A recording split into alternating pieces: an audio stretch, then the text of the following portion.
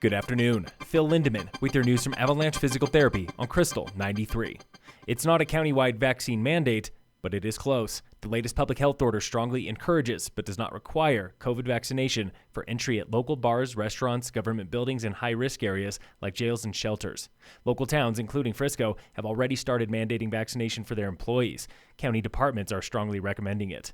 The new health order does require vaccination for venues over 500 people, now including Beaver Run and Keystone Conference Centers. The Riverwalk Center was already doing this.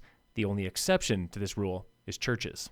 A 72-year-old Boulder man died skiing at Eldora yesterday, the first ski fatality of the season in Colorado. Multiple agencies report the man collided with a snowboarder who was also injured. No charges have been filed. We have finally got good news in the forecast. National Weather Service and others agree we will see snow by next Tuesday and maybe next Saturday too. Joel Gratz at Open Snow is busting myths, showing there is no trend of less snow and warmer high temps in October and November. We just happen to be in a season that hits both.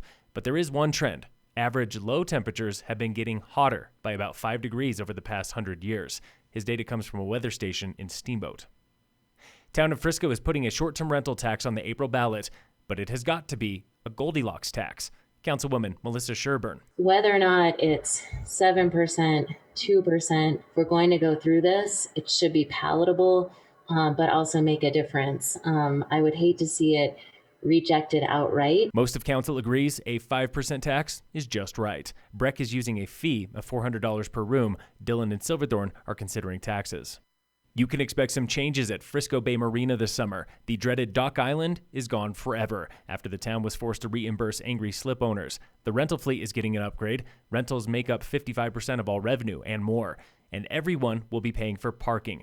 Although Councilwoman Jessie Burley says she does not support special treatment like parking passes just for boat owners. I have a big problem with a public facility catering so much to a group of people who can afford and are privileged enough to own a boat and be able to use a marina. The town is also searching now for a general manager after spending a full summer without one.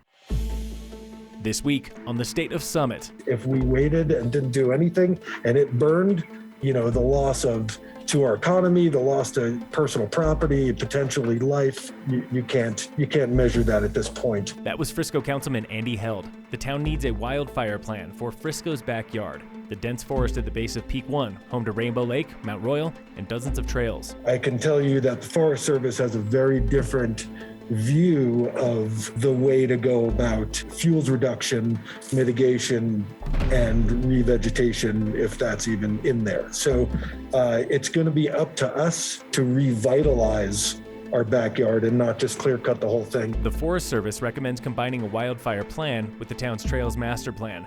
But Councilwoman Melissa Sherburne says it's more than a playground back there. We need to think about wildlife habitat, resource management in the context of the forestry fuels reduction. Frisco has $150,000 for a mandatory environmental review, which is put out to bid today, and nearly $500,000 for trail upgrades townwide starting next year. Tune in again next Wednesday for the State of Summit on Krystal 93. In sports, the Nuggets play the Magic tonight at 5. The Avalanche face the Maple Leafs at 5:30. And in local sports, Summit High head soccer coach Jotwan Daniels was just named Coach of the Year for the Western Slope, but you won't see him taking credit. The players were amazing, man. The boys were just good character. It was fun to watch them buy into an identity, right? Buy into a style of play, and then start to get the fruits of our labor recognized by result.